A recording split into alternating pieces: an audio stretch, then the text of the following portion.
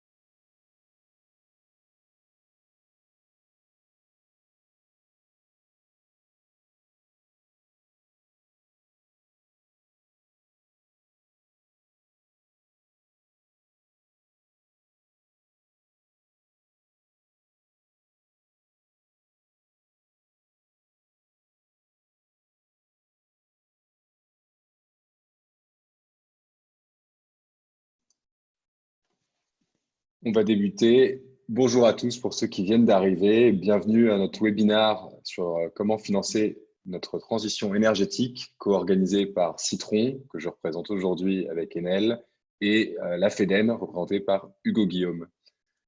Alors, ce webinaire est le troisième webinaire que nous avons organisé depuis 2 semaines. Le premier était dédié au décret tertiaire. Nous avons ensemble décrypté le décret tertiaire. Ensuite, nous avons illustré la mise en œuvre du décret tertiaire par des actions de performance énergétique. Et aujourd'hui, en ce troisième jour, on va parler du nerf de la guerre qui c'est comment financer ces actions de performance pour atteindre les ambitions du décret tertiaire. Donc, pour ce faire, on utilise la plateforme Zoom que vous connaissez. Surtout pour poser des questions, vous utilisez l'onglet questions et réponses qui est dédié et pas l'onglet converser. Donc, on vous invite à poser toutes les questions. On prendra le temps à la fin de cette présentation d'y répondre avec les 3 animateurs, c'est-à-dire Enel, Hugo et moi. Donc, n'hésitez pas à poser toutes vos questions dans l'onglet dédié. Alors, comme je l'ai dit, moi, Guillaume Bach, je suis le directeur commercial de Citron. Je suis accompagné de Hugo Guillaume, qui est le secrétaire général du SNEC, syndicat de la FEDEN, qui présentera la FEDEN lors de la prochaine planche, et Enel, qui est ingénieur en efficacité énergétique chez Citron. Alors, on va se présenter brièvement, cette association Citron et FEDEN, pour parler du financement de la transition énergétique. L'idée était de capitaliser sur des expertises complémentaires pour vous accompagner efficacement vers la transition énergétique. Alors, Citron, on est une jeune entreprise qui grossit très vite grâce à des technologies innovantes et de rupture. On est 35 salariés aujourd'hui, on a 4 innovations et plus de 500 clients. On a 2 plateformes, une qui est Citron Énergie, qui est une plateforme qui permet d'agréger et de cartographier toutes les consommations énergétiques, donc d'automatiser la collecte de vos données énergétiques, ainsi que l'interprétation de ces données. Et Citron Technique, qui va nous permettre là aussi d'agréger toutes les données techniques d'un bâtiment, à la fois GTB, GMAO, objets connectés, pour nous permettre d'avoir toutes les informations sur la même plateforme et de scénariser la data. Je suis accompagné de Hugo Guillaume, que je laisse présenter la FEDEN. Bonjour à tous, donc Hugo Guillaume, secrétaire général du SNEC et du CIPIM au sein de la FEDEN. Donc la FEDEN, en quelques mots, c'est une fédération qui est composée de 7 syndicats professionnels, dont les deux, on va dire, filières principales sont la chaleur renouvelable et puis l'efficacité énergétique. Du côté de l'efficacité énergétique qui nous concerne plus aujourd'hui, on a 4 syndicats spécifiques. Donc le SNEC que je représente, qui est le syndicat national de l'exploitation climatique et de la maintenance, donc qui est vraiment le spécialiste au sein de la FEDEN des sujets, notamment des contrats de performance énergétique. Le CIPIM, donc, qui est le syndicat du pilotage de la mesure de la performance énergétique. Le CIPEMI, qui est plutôt le syndicat du facility management. Et puis le SINASAV, qui est également le syndicat de la maintenance et de la performance énergétique, mais plutôt sur la partie individuelle, le SNEC étant sur la partie collective, les installations collectives. Juste en quelques chiffres, donc on représente plus de 60 000 salariés dans nos différentes conventions collectives, avec un chiffre d'affaires global estimé à 11 milliards d'euros. Voilà. Ok, merci Hugo. Alors aujourd'hui, au sommaire, pour parler du financement de la transition énergétique, on vous propose d'aborder le sujet en 5 points. Le premier, ce sera de savoir par où commencer, comment on amorce la démarche. Ensuite, on évoquera les certificats d'économie d'énergie, à la fois le principe, les personnes éligibles, mais aussi les taux de couverture actuels des différentes fiches sur la période. On évoquera ensuite les différentes aides publiques qui sont disponibles. On verra que c'est à la place des C2E hier, mais en complément aujourd'hui aussi. Ensuite, on parlera de comment financer le décret tertiaire par les économies d'énergie, notamment à travers le contrat de performance énergétique, d'où la présence de la FEDEN à cette réunion. Et la FEDEN conclura aussi par les financements à venir, c'est-à-dire les aides et subventions qu'on peut escompter dans les mois à venir. Voilà pour le programme. Donc, amorcer la démarche pour commencer. Vous avez vu, pour ceux qui ont participé au second webinaire sur les moyens mis en œuvre, que vous avez déjà organisé cette présentation en fonction du scénario négawatt, où on va structurer l'approche de performance énergétique en 3 temps, la sobriété, l'efficacité et le renouvelable. 3 temps, parce qu'il s'agit de faire les choses dans l'ordre, de d'abord traiter les sujets de sobriété pour baisser les besoins d'un bâtiment, pour ensuite aller sur les sujets d'efficacité, rendre les systèmes plus performants, et ensuite aller sur le renouvelable, qui est de verdir le talon restant de consommation nécessaire au bâtiment. Donc, sobriété, efficacité, renouvelable. Pour ça, on va agir à la fois sur l'exploitation et la gestion active du bâtiment. On va agir sur les équipements eux-mêmes et leur exploitation, évidemment. On va agir sur le bâti. Et dernier point, non des moindres, sur la sensibilisation des collaborateurs quant à l'usage du bâtiment. Voilà pour la démarche négawatt. Et on voulait commencer ce sujet sur comment amorcer la démarche par ce schéma-là pour vous démontrer qu'en fait, on peut commencer par des petites actions sur la sobriété, puis sur l'efficacité, pour enfin aller vers le renouvelable. Et pour ça, on a décidé de se baser sur un cas concret que Enel, qui se présentera en tant qu'ingénieur efficacité énergétique, va vous présenter. Un cas concret chez nous, d'un client chez qui on a fait des audits réglementaires. On a identifié des premières économies liées à du pilotage, de la régulation de CTA et plein de sujets de pilotage, donc des économies entre guillemets gratuites, c'est-à-dire sans investissement, qui ont permis d'amorcer la démarche et de financer d'autres actions de performance énergétique. Enel, je te laisse présenter juste après ce scénario-là. Mais ce qu'il faut retenir, c'est que les économies d'énergie pour financer la transition énergétique, c'est aujourd'hui 92% de la capacité de financement énergétique. Donc, en fait, ce qu'il faut retenir, c'est que seuls 8% des financements de la transition énergétique seront portés par les C2E. Et quand on cumule avec les différentes aides, on va arriver à peu près à 15% du financement qui sera fait par des aides et subventions. Et les 85% qui restent sont du financement par les économies d'énergie elles-mêmes. Donc, on va y revenir. Enel, je te laisse illustrer. Yes. Alors, bonjour à tous. Je suis Enel Deli, du coup, ingénieur efficacité énergétique et énergie manager chez Citron. Donc, je vais à présent vous présenter un cas concret de financement d'actions d'efficacité énergétique par les économies d'énergie. Donc, on a choisi ce cas. C'est un site qu'on a audité et en fait qui se présente comme un cas d'école dans la mesure où les actions qu'on va étudier se retrouvent chez la plupart des sites que l'on audite. Alors, la première action, ça va être une action pour laquelle, si on se réfère au scénario négawatt, c'est une action pas très noble, parce qu'on ne va pas gagner économiser de l'énergie, et par contre, on va faire des économies sur la facture énergétique. Donc, pour ce faire, on va en fait procéder à une optimisation de la puissance souscrite auprès du fournisseur d'électricité. Donc, pour ceux d'entre vous qui ont déjà mis le nez en fait dans une facture énergétique, ça peut vite devenir très indigeste. Donc c'est pour ça que pour ce genre d'action, on peut s'appuyer en fait sur un système de management de l'énergie comme la plateforme Citron Énergie. Donc cette première action-là, son investissement est de 4 200 €. Donc comme Guillaume le disait, ces 4 200 € là, on peut en fait les obtenir en économisant de l'énergie avec des actions très simples, comme par exemple le pilotage d'une CTA ou alors l'optimisation des températures de consigne dans les locaux.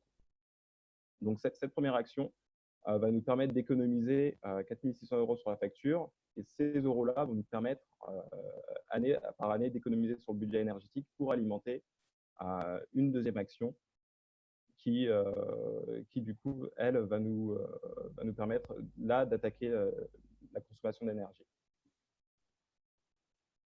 On a la slide suivante. Ouais, voilà. Donc, comme on économise le budget énergétique au bout de 3 ans, en fait, on a ce qu'on appelle un effet domino. On peut le trouver sous différents noms, effet cascade, effet de pompe. On a choisi le domino parce que c'est très visuel comme phénomène. Donc, les économies liées à la première action, au bout de 3 ans, nous permettent en fait d'amorcer une seconde action qui, là, si on regarde le scénario négawatt, va nous permettre d'attaquer l'efficacité énergétique, la sobriété, pardon, parce qu'on va du coup corréler au mieux la consommation d'énergie aux périodes d'occupation. Et donc, pour ça, on va s'appuyer sur un système d'outils de mesure et de télégestion. Donc là, l'investissement, il est totalement pris en charge par les économies sur le budget qu'on a réalisé précédemment. Et du coup, on va pouvoir réaliser des économies sur le bâtiment. Donc, cette action-là, on peut s'appuyer sur une plateforme comme Citron Technique, et en l'amorçant, on va pouvoir réaliser des économies sur la facture. En cumulant ces deux économies-là, on va pouvoir, au bout de 4 ans, amorcer une troisième action qui est du coup un remplacement de la chaudière pour une chaudière à haute performance énergétique, donc une chaudière à condensation. Donc, on peut voir que la consommation de gaz est conséquemment réduite, et que du coup, on atteint un peu plus les objectifs 2030 du décret tertiaire. Donc, pour rappel, l'objectif 2030 du décret tertiaire, c'est 40% de réduction sur la consommation d'énergie. Donc, l'action sur la chaudière, au bout de 4 ans, en cumulant les économies des 3 actions, va nous permettre d'amorcer une quatrième action, qui est l'isolation des murs. Donc ça va avoir un effet déjà sur la consommation d'électricité. On ne pense pas forcément que isoler, ça va avoir un effet sur ce poste de consommation. Mais en fait, au final, on va réduire notre consommation, la climatisation et d'autres usages qui dépendent de la température extérieure. Et bien sûr, sur la consommation de gaz. Donc là, on voit que l'objectif du décret tertiaire n'est pas entièrement atteint. On atteint 33% d'économie d'énergie à ce stade.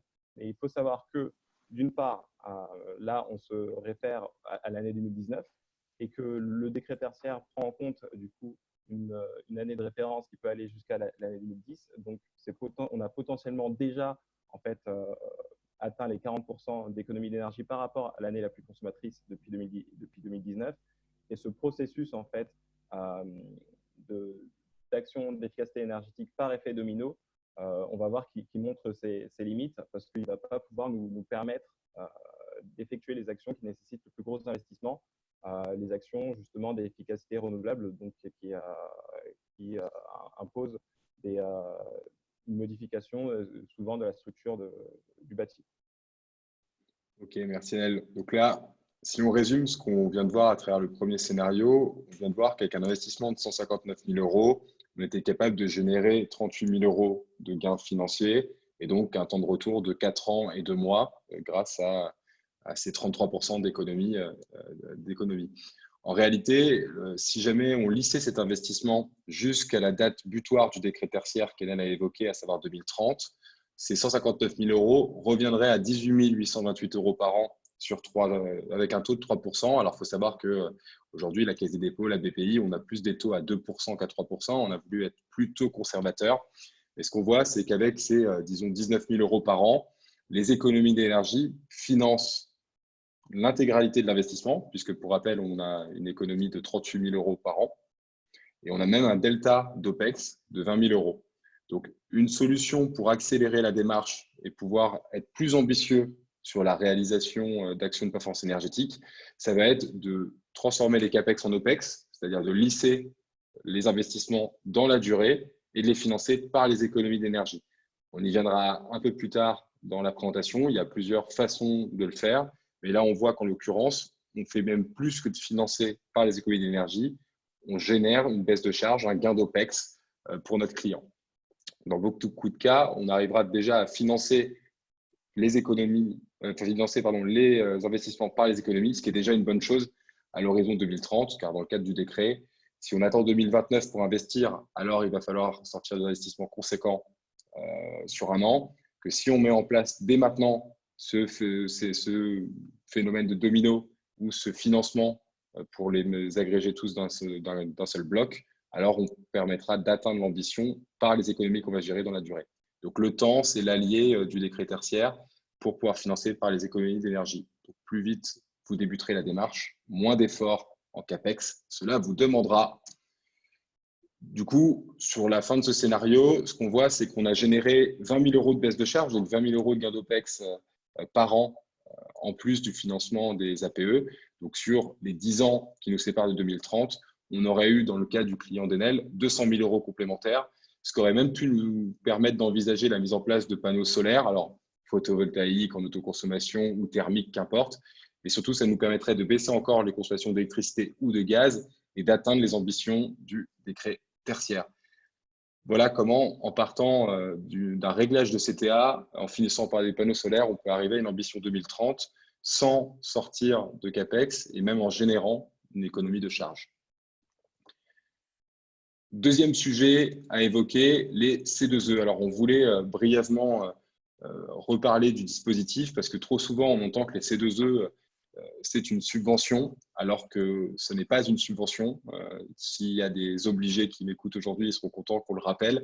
Et donc, on va vous rappeler aujourd'hui le dispositif des C2E d'une part, donc la genèse, la philosophie, pour arriver finalement sur les taux de couverture, c'est-à-dire sur quels APE on peut l'appliquer aujourd'hui.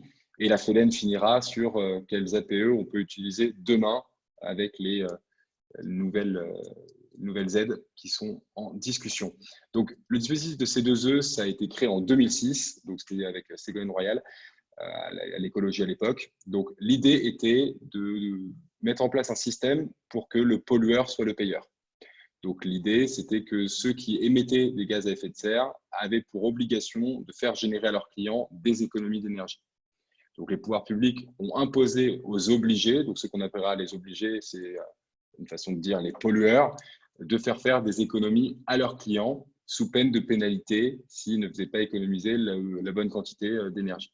Donc, ça a généré un levier pour améliorer l'efficacité énergétique des bâtiments en faisant bénéficier à ceux qui envisageaient la mise en place d'APE d'aide pour la mise en œuvre, tout en finançant non pas par des fonds publics, mais par les sociétés qui étaient polluantes. Donc, un principe très vertueux et qui a fait ses preuves puisqu'on en est à la 4e période. Alors, qui sont ces fameux obligés? Alors, évidemment, il y a les plus connus en électricité ou en gaz. Donc là, vous allez avoir en tête EDF, Engie ou Total, mais pas seulement. Vous allez avoir aussi, par exemple, Intermarché, Cora, Leclerc, toutes les marques de grande distribution qui vont vendre du carburant. Eux aussi sont obligés, et vu qu'ils compensent peu par des actions de performance énergétique pour atteindre leurs obligations, c'est ce qui explique pourquoi parfois, quand vous faites vos courses dans un Leclerc, un Cora ou un Carrefour, vous entendez changer votre chaudière et bénéficier de bons d'achat dans le magasin. Typiquement, voilà, c'est une façon pour eux d'éviter l'amende en proposant des économies d'énergie à leurs clients.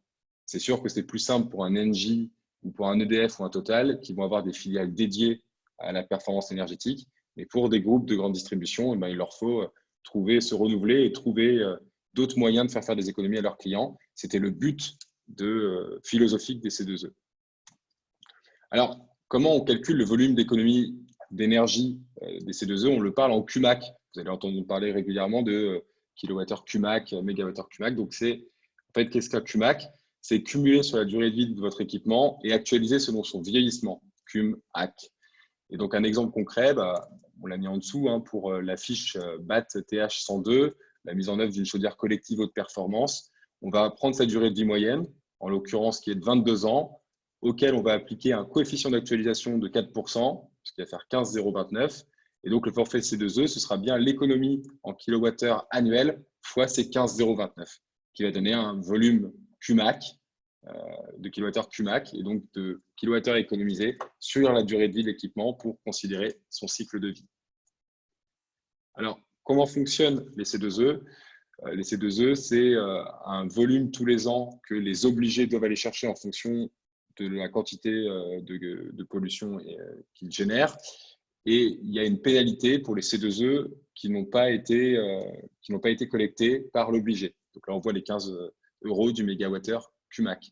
Donc, c'est ce qui explique aussi pourquoi le prix du C2E, c'est un marché et que ce prix est fluctuant parce qu'il est effectivement dépendant des stratégies des différents obligés.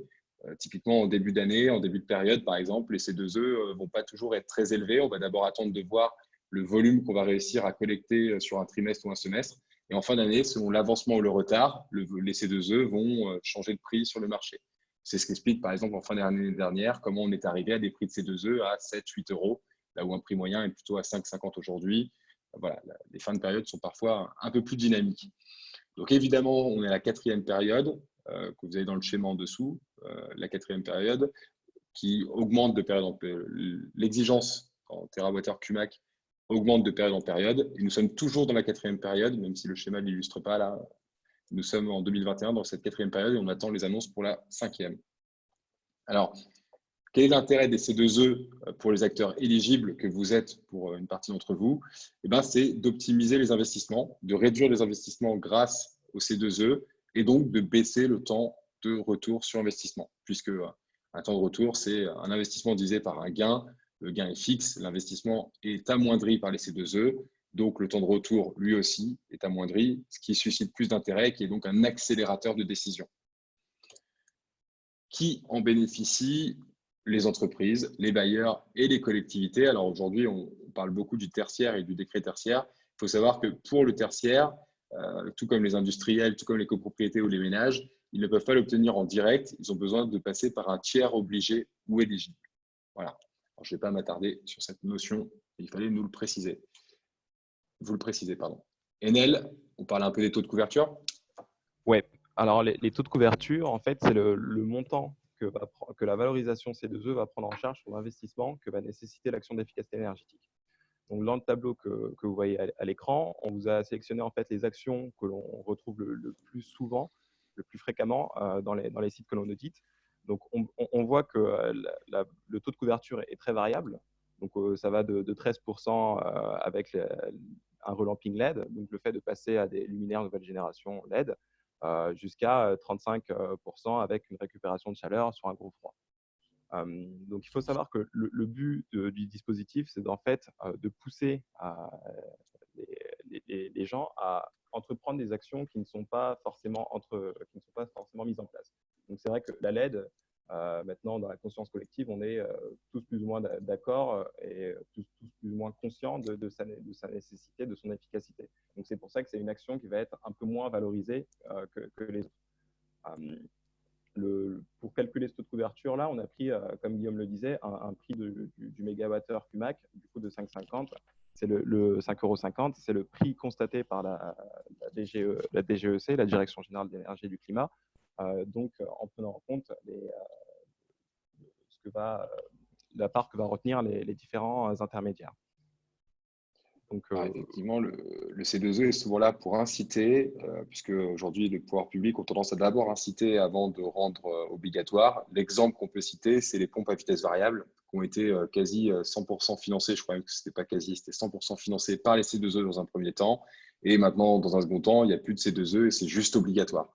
Donc voilà, on peut se poser la question de est-ce qu'il faut être en amont ou en aval? Là, typiquement, pour les C2E, autant profiter des fiches parce qu'elles sont existantes et qu'elles proposent un taux de couverture important, puisque ce taux de couverture, comme Enel le dit, va être amené à diminuer au fur et à mesure que ça va se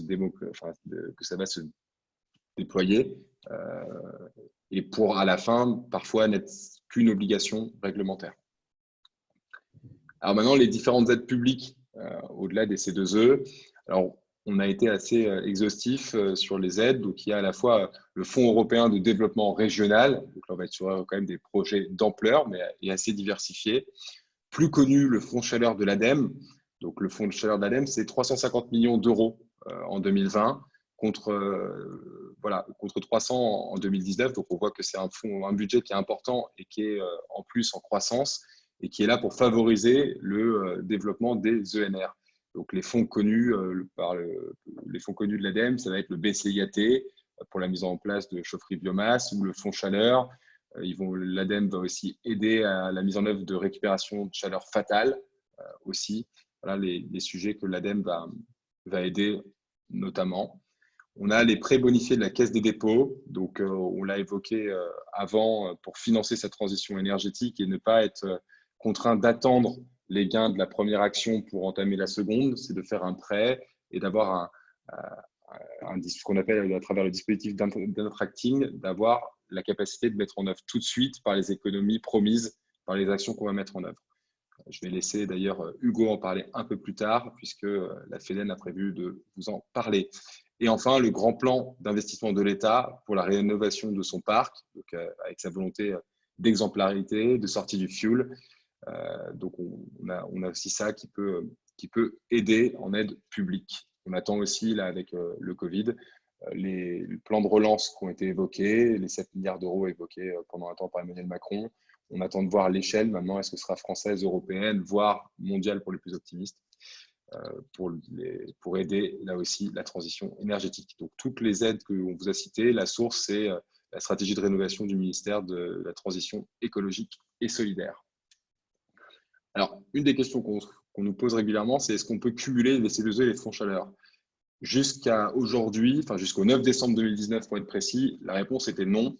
Aujourd'hui, là où le C2E valorise les économies d'énergie, donc performance, sobriété, et là où le fonds chaleur valorise plutôt la part ENR, donc là pour le coup énergie renouvelable, c'était deux sujets distincts mais qu'on ne pouvait cumuler. En revanche, la loi a changé avec un arrêté qui est sorti le 9 décembre 2019 qui permet de cumuler les deux aides dans certains cas. Donc on l'a illustré par des cas concrets. Typiquement, pour le raccordement d'un bâtiment à un réseau de chaleur, vous deviez hier choisir entre les C2E et le fonds chaleur. Aujourd'hui, vous pouvez cumuler ces deux aides. Pour la récupération de chaleur fatale, ce n'est pas vraiment un cumul, mais il y a une articulation des deux aides qui permet de prendre en compte les montants de C2E plus une part de fonds chaleur. Donc, ce n'est pas un simple cumul, c'est une articulation entre les deux. On est dans l'attente et on devrait être fixé lors de l'été sur les sujets de la biomasse à partir de nouvelles fiches C2E qui vont être générées. Maintenant, je vais laisser la main à Hugo pour parler du CPE, parce que qui de mieux que la FEDEN qui représente le métier pour parler du contrat de performance énergétique, sachant que ce qu'on vient de voir à travers les économies d'énergie et les aides pour financer la transition, on l'a dit, je rappelle, 85% on va financer la transition énergétique à 85% en moyenne par les économies d'énergie et à 15% par les aides.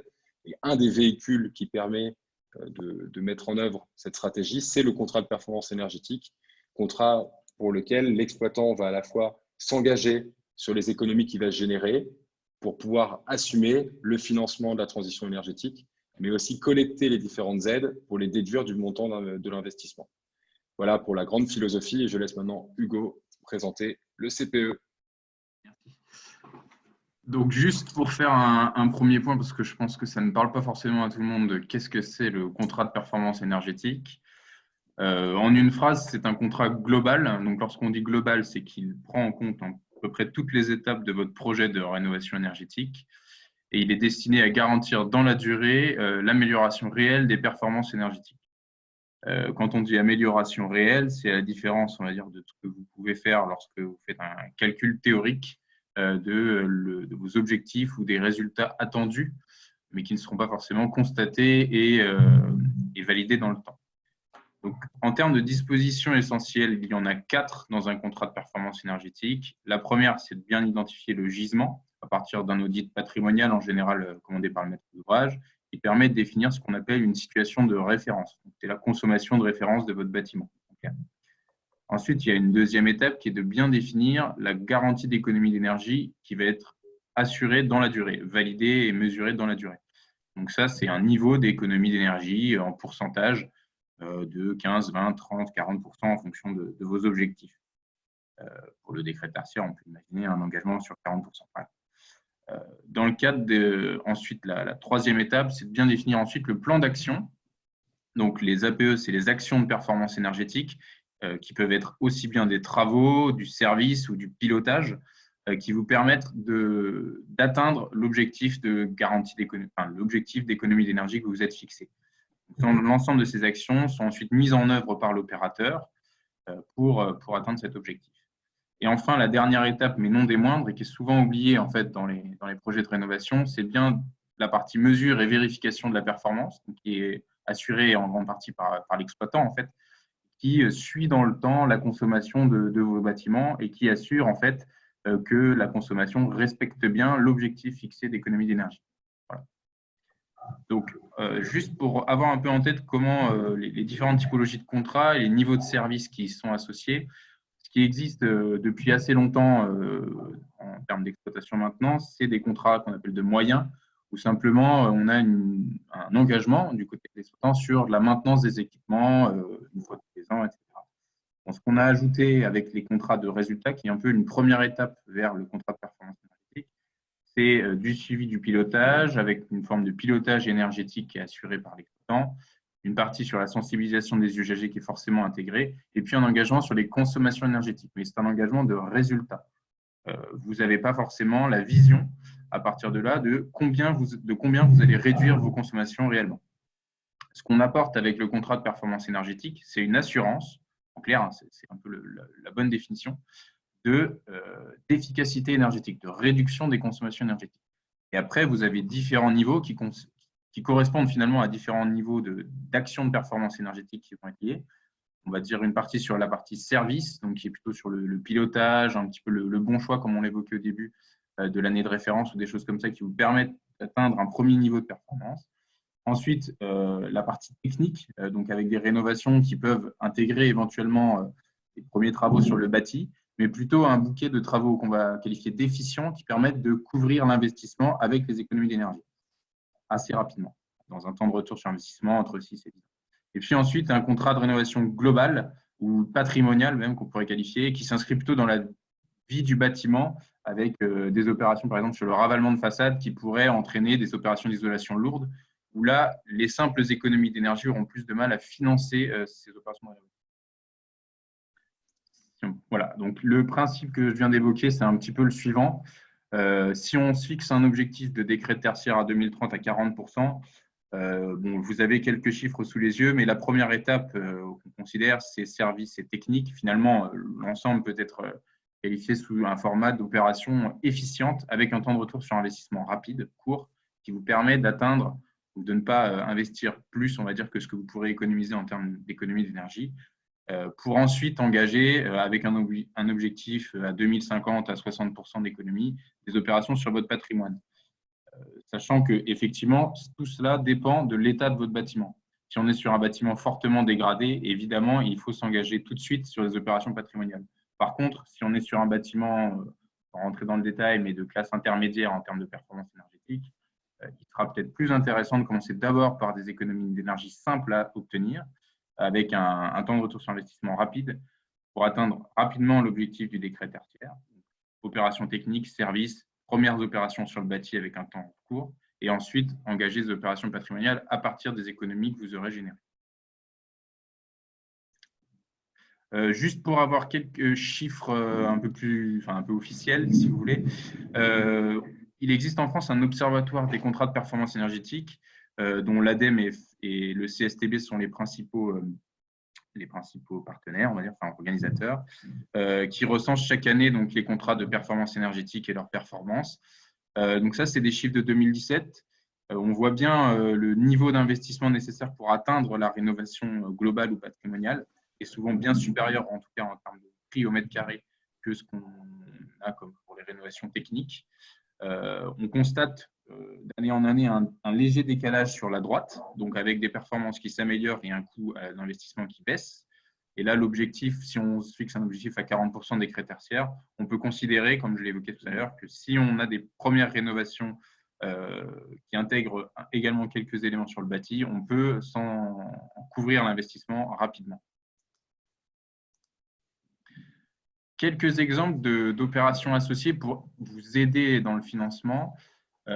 Aujourd'hui, donc on l'évoquait tout à l'heure, la Caisse des dépôts, comme d'autres d'ailleurs, mais la Caisse des dépôts plus particulièrement, s'engage pour la transition énergétique et à aider au financement de ce qu'on appelle les actions de performance énergétique avec des prêts, avec des taux plutôt intéressants. On évoquait tout à l'heure 2% jusqu'à 5% en plus, mais 2% dans le cadre de ce qu'on appelle l'intracting sécurisé. Alors, qu'est-ce que c'est l'intracting sécurisé? C'est un dossier qu'on suit particulièrement au niveau de la FEDEN puisqu'on s'est engagé auprès de la Banque des Territoires sur ce sujet. Le principe est simple.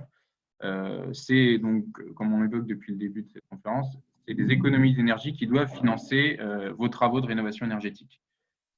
Le principe, c'est que vous n'avez pas forcément la capacité d'investissement au départ, donc la Caisse des dépôts vous aide.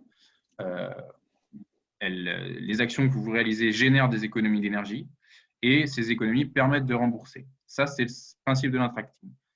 Le principe de l'intracting sécurisé maintenant, c'est d'en plus de ça, rajouter le contrat de performance énergétique, qui est une garantie, une assurance que vous allez effectivement réaliser ces économies d'énergie. C'est ce que vous assure l'exploitant et c'est ce qui permet de reporter le risque, en quelque sorte, sur l'exploitant et pas sur vous qui réalisez les actions de performance énergétique. Voilà. Le dernier sujet, et pour faire le lien avec les C2E, c'est ce qu'on appelle la bonification CPE. On verra tout à l'heure en fin de présentation qu'elle devrait évoluer. Mais en tout cas, aujourd'hui, il existe dans le dispositif des C2E une pondération ou bonification qui permet de valoriser la mise en place de ces contrats de performance énergétique.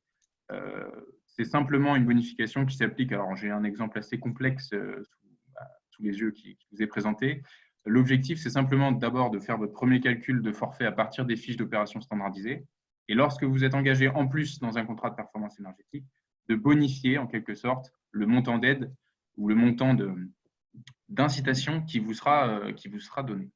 Voilà. Donc, ça permet d'augmenter fortement, suivant le niveau d'économie qui est garanti dans le contrat de performance énergétique, le montant d'incitation qui vous sera donné.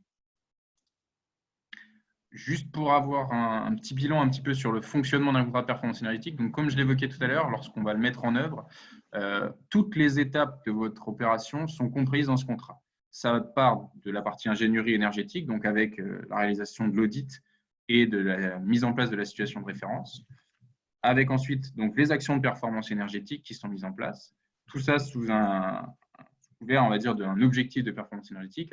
Donc, ça va de la conception-réalisation, le pilotage des sous-traitants, la conception, le déploiement des outils de pilotage, etc. La prise en charge des dossiers de subvention, puisqu'on l'évoquait tout à l'heure. On a ensuite toute la partie management de la performance énergétique, qui est un peu le cœur de notre métier, avec le suivi notamment de la performance. Et puis, la partie sensibilisation et restitution aux clients, qui est fondamentale pour bien atteindre les objectifs d'économie d'énergie. Alors, juste un petit point qui peut vous intéresser sur les financements à venir. Deux choses à savoir. Bon, on vit tous une période actuellement un peu compliquée. Si on fait ce webinaire à distance, chacun, c'est aussi un bon exemple de ça. Et les réflexions actuellement en place sont de permettre un plan de relance des activités tout en garantissant d'atteindre les objectifs de transition énergétique français. Et donc, parmi ces nouveaux éléments qui vont être mis en place, 2 éléments nous concernent particulièrement aujourd'hui. C'est la mise en place d'un nouveau coup de pouce chauffage sur le bâtiment tertiaire dans le dispositif des CE2E. Pour ceux qui le connaissent, il y a eu déjà ce dispositif sur la partie résidentielle. Ça permettra de valoriser le changement d'équipement de chauffage pour des équipements performants, aussi bien des chaudières de performance énergétique qu'un raccordement à des réseaux de chaleur ou des chaudières biomasse, par exemple. La deuxième nouveauté, c'est une révision programmée de la bonification réservée au contrat de performance énergétique que j'ai évoqué juste avant, qui devrait être à minima multipliée par 2. Donc là, en termes d'échéance, on est sur des échéances assez courtes qui devraient arriver d'ici la fin de période de confinement. Voilà. Ok, merci Hugo. Donc, en guise de conclusion, on a proposé de retenir un chiffre qui d'ailleurs est repris par la Commission européenne sur Energy Efficiency First, de dire que 85% des objectifs du décret tertiaire, enfin, en fait, du financement de la transition énergétique, peuvent être financés par les économies d'énergie. Donc là, c'était un peu la philosophie du webinaire, c'est de dire que la meilleure façon de financer votre transition énergétique, c'est par les économies d'énergie elles-mêmes.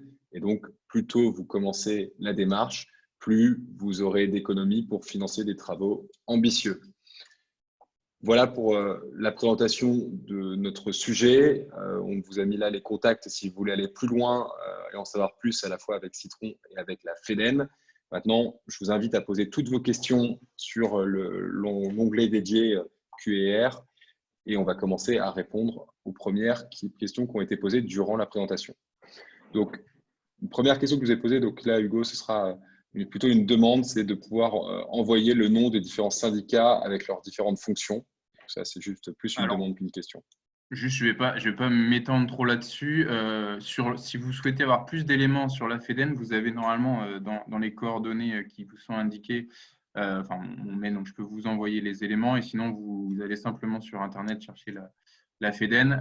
On dispose donc de 7 syndicats et la fonction générale, hein, si je dois juste la résumer, c'est de promouvoir les solutions et les métiers de nos adhérents et de créer des conditions favorables à leur développement, sachant que nos adhérents sont principalement des entreprises de services d'efficacité énergétique.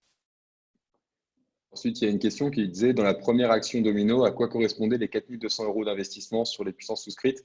Donc ça, le coût qui a été mis là par Enel, c'est, donc vu que c'est un cas concret, un client, c'est le coût de la plateforme Citron Énergie qui a payé le client pour cartographier les consommations de son parc immobilier, donc automatiser la collecte des données énergétiques de ses factures sur les espaces de ses fournisseurs directement et avoir une première interprétation sur les puissances souscrites, du moins une visualisation de ces puissances souscrites de l'atteint par rapport aux souscrits, ainsi que des courbes de charge, plus une mission d'un de nos energy managers pour préconiser site par site l'optimisation des puissances souscrites. Donc là, en l'occurrence, on avait mis le coût global de la plateforme pour tout son patrimoine, même si dans notre exemple, c'était pour un site. Donc voilà, 4 200 €, c'est le coût de Citron Énergie pour ce client.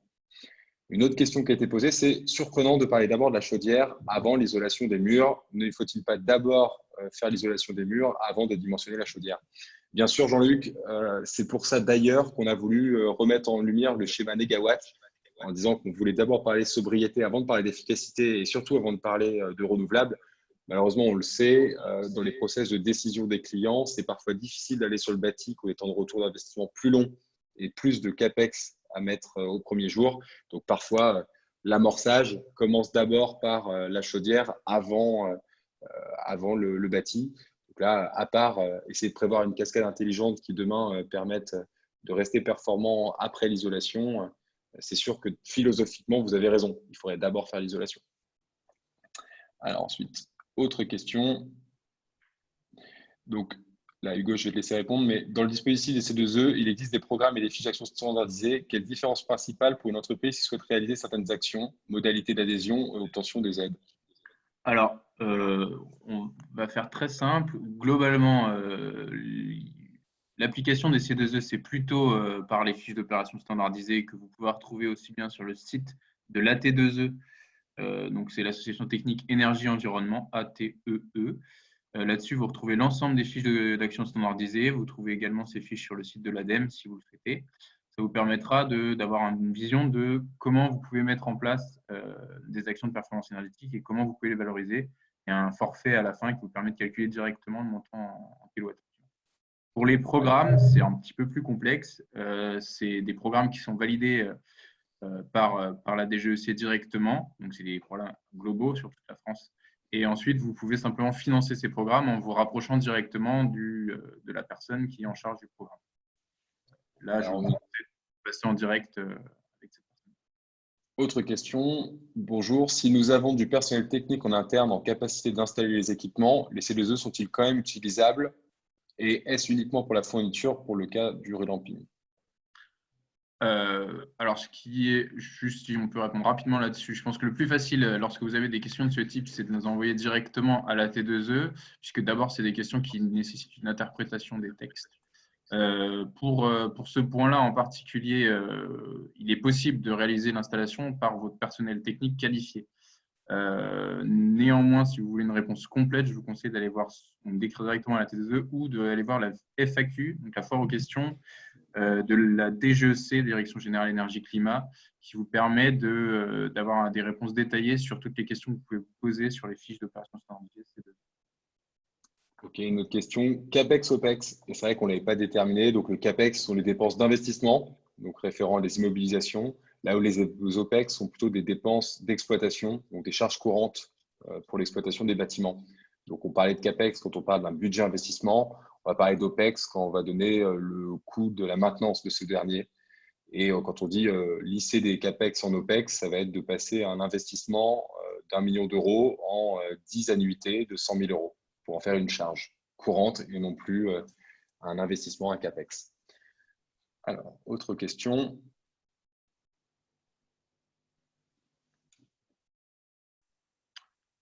Pouvez-vous revenir sur le principe de bonification du CPE en lien avec les C2E?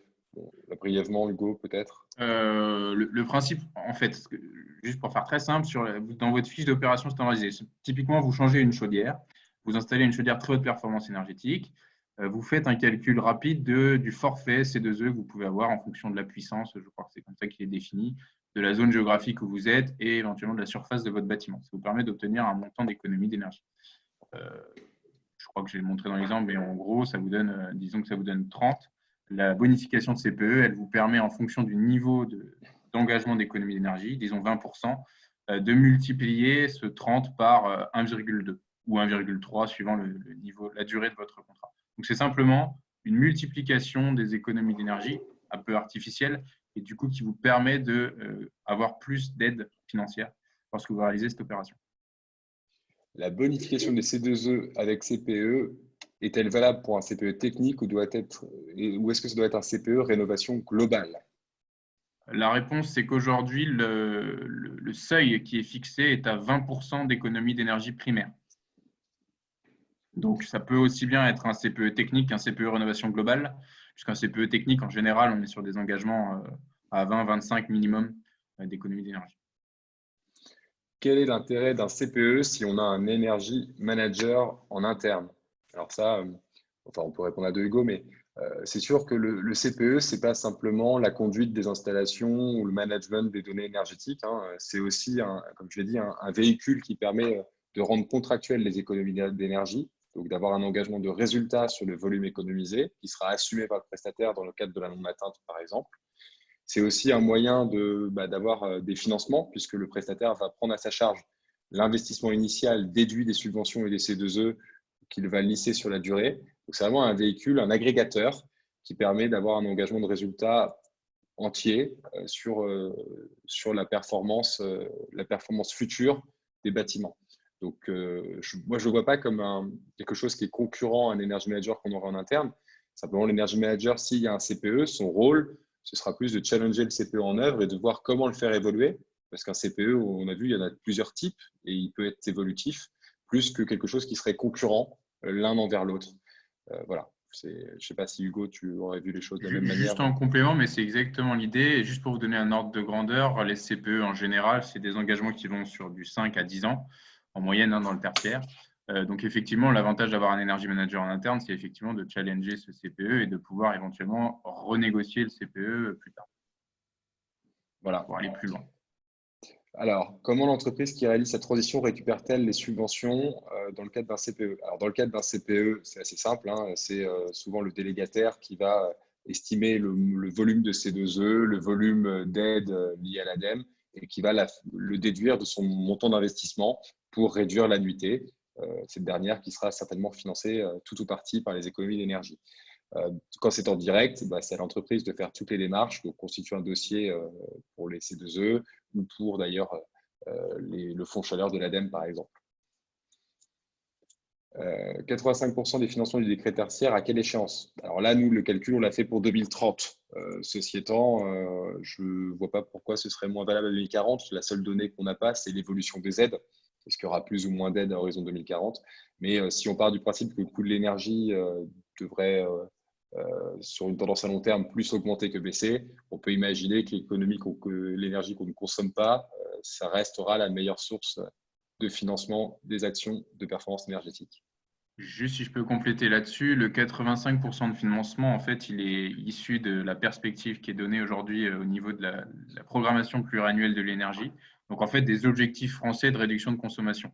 Sachant que globalement, les objectifs devraient augmenter avec le temps. Donc, finalement, les économies d'énergie, vu qu'elles sont générées et cumulées dans le temps, elles permettront progressivement de financer plus, en fait, en quelque sorte, les travaux et les actions de performance énergétique. Vous êtes quelques-uns à avoir noté qu'on avait d'abord changé les chaudières avant l'isolation. Alors, l'isolation chez le client en cours, c'est le prochain projet. Hein. C'est aujourd'hui en décision chez lui. Il n'y a eu que la chaufferie qui a été faite. Mais vous avez raison, hein. Je redis philosophiquement, il faut d'abord isoler pour traiter la sobriété avant la performance, d'où le sujet, enfin, du moins la philosophie des gigawatts qu'on vous a présenté. Après, dans les faits, vous savez bien que souvent, les temps de retour étant plus faibles et des investissements moindres sur la chaufferie, on ne le fait malheureusement pas toujours dans le bon ordre. Il y a des gens qui ont participé à ce webinaire, mais qui n'ont pas pu voir le début. Il y aura un replay qui vous sera proposé. Alors, est-ce qu'on peut lier un CPE à un tiers investisseur? Oui. Le principe est à peu près le même qu'avec la Banque des dépôts. Enfin, la Caisse des dépôts, pardon. Après, tout dépend de votre choix, hein, de financement. Sur la partie, enfin, le CPE n'impose aucun choix spécifique de financement. On vous a présenté là le modèle d'intracting puisque c'est un modèle qu'on soutient également au niveau de la FEDEN et qui nous semble intéressant avec la Caisse des dépôts qui peut en plus apporter une aide sur la partie ingénierie éventuellement. Voilà, c'est pour ça qu'on vous a présenté celui-ci. Après, il est tout à fait possible d'envisager un CPE avec un tiers investisseur. Alors, sur les C2E bonifiés, y a-t-il un montant minimum de garantie de performance ou une durée minimum de contrat? Donc, c'est ce que je disais tout à l'heure. Donc, en termes de montant minimum de garantie de performance, aujourd'hui, et je dis bien aujourd'hui, on est à 20% en énergie primaire. Sur la durée minimum de contrat, on est sur 5 ans minimum. Et les critères, alors en détail, je ne vais peut-être pas tous vous les donner, mais globalement, vous les retrouvez dans les éléments sur les C2E, mais globalement, c'est ce que je vous ai présenté, c'est-à-dire qu'il faut une situation de référence claire et bien définie et un plan de mesurage dans le temps de la situation, enfin des économies d'énergie et un ensemble de documents donc, sur les actions de performance énergétique qui sont spécifiques au C2E pour le coup, donc aux fiches d'opérations standardisées qui doivent être compilées dans un dossier que vous envoyez ensuite au pôle national des C2E. Faut-il avoir recours à des entreprises RGE pour bénéficier des C2E? Alors ça dépend de vos opérations. Globalement, je vais dire oui, sauf qu'il n'existe pas de certification RGE pour toutes les opérations. Donc, globalement, oui, lorsqu'elles existent. Alors, à quel point les économies d'énergie peuvent rembourser les travaux si les prix de l'énergie sont faibles, comme on le constate actuellement, et sur quelle hypothèse d'évolution des prix de l'énergie repose vos calculs de temps de retour? Alors déjà, sur les prix faibles de l'énergie, c'est vrai, c'est un fait. D'ailleurs, on vous invite tous à vous interroger sur le coût de vos contrats énergétiques actuellement, puisqu'on est revenu, ça aurait augmenté un petit peu, mais on était revenu il y a 2 semaines au niveau du prix des énergies de 2016. Donc, il y a une opportunité pour renégocier ces contrats d'énergie. Et d'ailleurs, ça fait partie des choses que l'on fait, nous, Citron, on accompagne nos clients sur le sujet. Donc, effectivement, le coût de l'énergie est faible.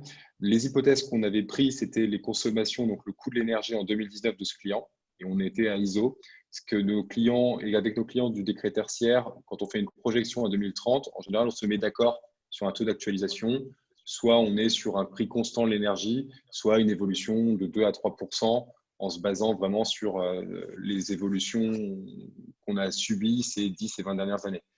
Maintenant, c'est une hypothèse qu'on n'aime pas imposer à nos clients. On aime plutôt échanger avec eux et convenir d'une hypothèse qui leur paraît réaliste et la source devient le client. Nous, on cite juste les principales hypothèses publiques pour les aider à prendre leurs décisions. Mais c'est vrai que c'est un sujet, c'est une bonne question parce que c'est un sujet complexe aujourd'hui que de s'entendre sur l'évolution du coût d'énergie à l'avenir. Pas grand monde le sait. Et quand on voit, il y a 4-5 ans, tout le monde conseillait la biomasse, par exemple. Quand on voit l'évolution du coût du gaz, c'était difficilement prévisible.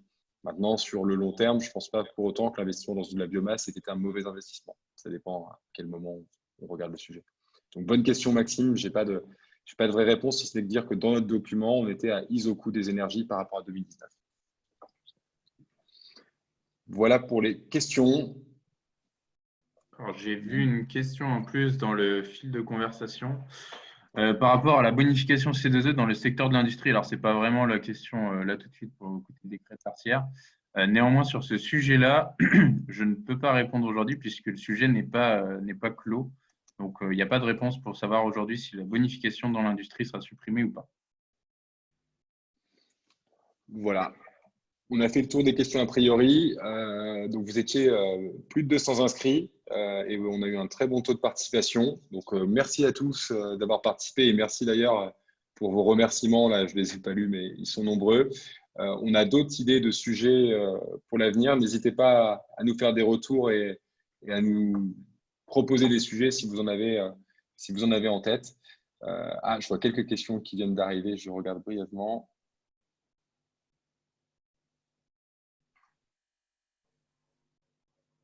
Ah oui, c'était ça ce que tu disais, décret tertiaire. OK, sur de l'industrie.